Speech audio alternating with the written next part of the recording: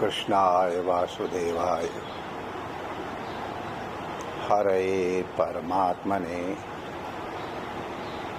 प्रणतक्लेशनाशाय श्री गोविंदाय नमो नमः।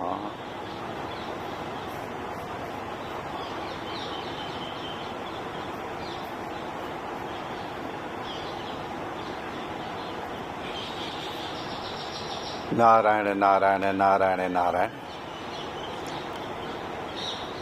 भगवान गीता में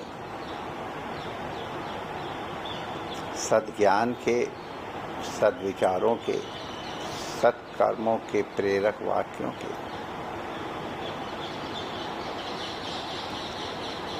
प्रचार प्रसार में संलग्न पुरुष का बहुत आदर किया है।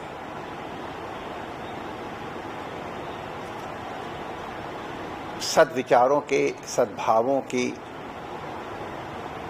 भक्ति भाव के प्रचार का प्रयास भक्ति करने से भी किसी भी दिशा में न्यून नहीं है। हमने कई संतों के मुख से सुना है, औरों को भक्ति के भाव में प्रेरित करना अपनी भक्ति करने से भी श्रेष्ठ है। अब यहाँ अपने आप समझ लेना चाहिए, जो स्वयं भक्ति नहीं करता वह दूसरे को प्रेरित क्या कर पाएगा? कोई भक्त ही प्रेरित कर सकता है। कैमुतिक न्याय से कहा जाता है कि स्वयं भक्ति करने से दूसरों में भक्ति करने की प्रेरणा देना, भक्ति भाव का उन्नयन करना अधिक महान।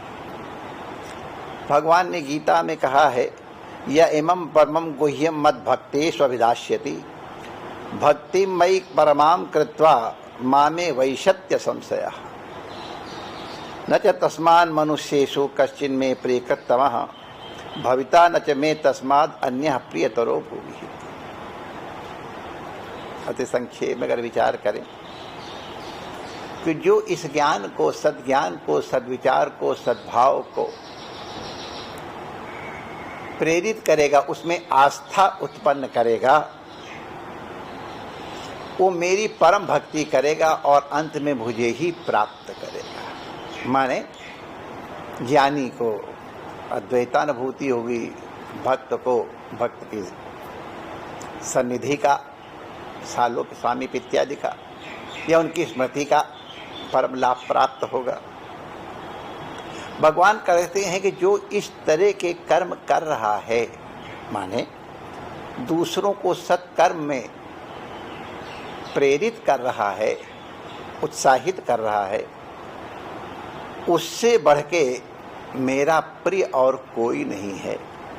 क्योंकि जो मेरा कार्य है विमुख जनों को सन्मुख लाना, मेरे उस कार्य में वो साक्षात सहयोग कर रहा है। तो इसलिए जो भक्ति में आस्था उत्पन्न करे वो भगवान का स्वयं का अपना कार्य है और भगवान को बहुत प्रिय है। इसके लिए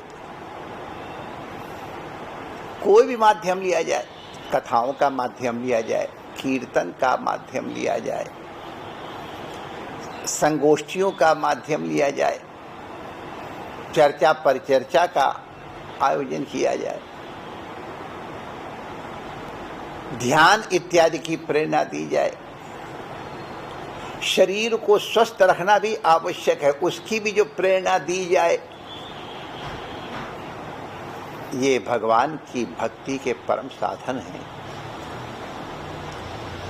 भगवान के गुणगान के प्रचार में जो संलग्न है वो सबसे बड़े दाता हैं। ये गोपियों ने उन्हें प्रमाण पत्र दिया है। अभक्तों के हृदय में भक्ति उत्पन्न करना, उनमें आस्था उत्पन्न करना,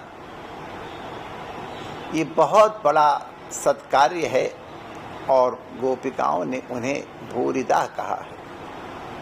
भगवान की कथा में तव कथामृतम तप्त जीवनम, संसार में जीव तप रहे हैं, दैहिक, दैविक, भौतिक, न जाने कितने प्रकार के तापों से संतप्त जीवों के लिए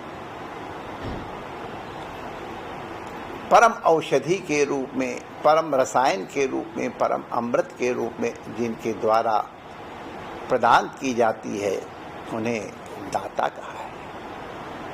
क्योंकि कथा के माध्यम से भगवान ही कान के माध्यम से अंतःकरण में प्रवेश करते हैं और अंतःकरण की समस्त बुराइयों को निवृत्त करके और अपना स्वरूप प्रदान करते हैं। क्योंकि जिस प्रकार की वृत्ति होगी, अंतःकरण होगा, उसी प्रकार के क्रियाकलाप होंगे, ये हम लोग सब जानते हैं। इस सत्कार्य में हमारे ये आस्था चैनल के विज्ञान के माध्यम से उसका आस्था भजन भी एक अंग है। 21 वर्ष से अहर्निश से सेवाएं कर रहे हैं और अभी गणपति का पूजन चल ही रहा है। उसी समय से इसका 22वें वर्ष में प्रवेश हुआ है। हम सब लोग जानते हैं, बड़ाई क्या करें, सब अनुभव कर रहे हैं।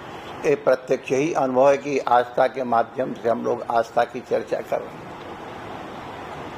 तो इस आस्था के माध्यम से भी भगवान की बड़ी सेवा हुई है, विराट की बड़ी सेवा हुई है, भक्तों की बहुत सेवा हुई है और भक्ति के मार्ग में जो प्रवेश करना चाहते हैं उनको प्रेरणा प्रदान करके बहुत बड़ी सेवा हुई है। ये सेवा निरंतर वर्धमाना हो, लोगों की आस्था में अभिवृद्धि हो। बिना आस्था के कोई भी अनुष्ठान सफल नहीं होता है, ये हम जानते हैं।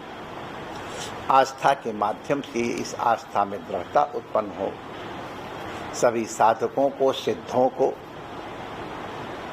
इस मार्ग पे चलने वालों को तथा इतर को भी यह मंगल कामना करते हुए हम पुनः आस्था चैनल के लिए अपनी सद्भावना व्यक्त करते हैं। जय श्री कृष्ण।